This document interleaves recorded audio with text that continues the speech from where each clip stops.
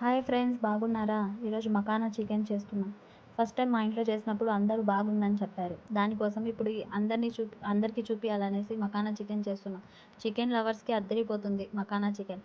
Try చేయండి. Try చేసి comments పెట్టండి ఎలా ఉంటుందో. బాగుంటుంది, సూపర్గా ఉంటుంది. ఏదో ఫ్రెండ్స్, మా ఆయన మకానా ఇంత తెచ్చి పెట్టారు. ఎందుకు ఇంత తెచ్చావని అడిగితే, పిల్లల కోసం స్వీట్ చేసి పెట్టు అనేసి అంటే, చికెన్ లవర్స్కి ఏదైనా కొత్తగా చేయాలనేసి మకానా చికెన్ చేశాను. ఎలా ఉంటుందో మీరే చెప్పాలి. మకానా చికెన్కి లెగ్ పీసెస్ తీసుకోండి, బాగుంటుంది. మకానా చికెన్ ఎలా చేయాలో చూద్దామా?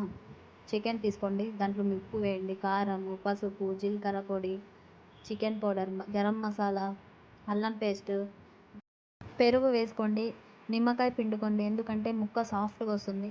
ఇదంతా మ్యారినేట్ చేసి ఫ్రిడ్జ్లో ఒక హాఫ్ అన్ అవర్ పెట్టండి. ఆ తర్వాత మీకు కావాలంటే ఓవర్ నైట్ కూడా పెట్టుకోవచ్చు. రోజు తెచ్చి మ్యారినేట్ చేసుకొని డీప్ ఫ్రిడ్జ్లో పెట్టామంటే ఇంకా బాగుంటుంది.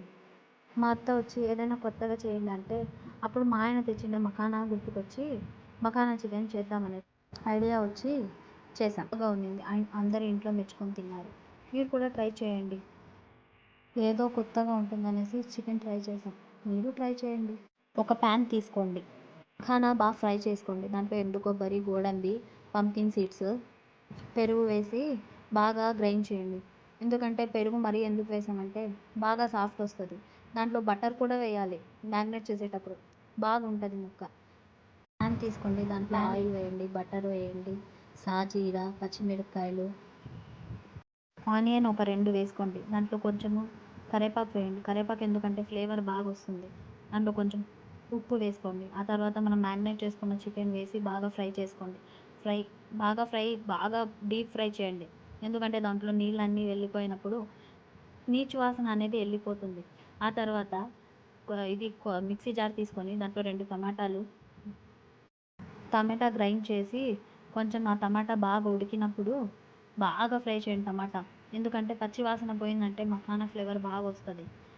దానికోసం ఆ తర్వాత టమాటా ఫ్లేవర్ అంతా వెళ్ళిపోయినప్పుడు ఇప్పుడు బాగా ఫ్రై అయి ఉంటుంది కదా, అది మరీ మధ్యలో కొంచెం గ్యాప్ చేసేసి ఇప్పుడు మఖానా పెట్టుకొని ఉంటాం కదా, మఖానా గ్రైండ్ చేసి ఆ గ్రైండ్ అంతా వేసేసి అది స్మెల్ పోయే వరకు ఫ్రై చేయండి.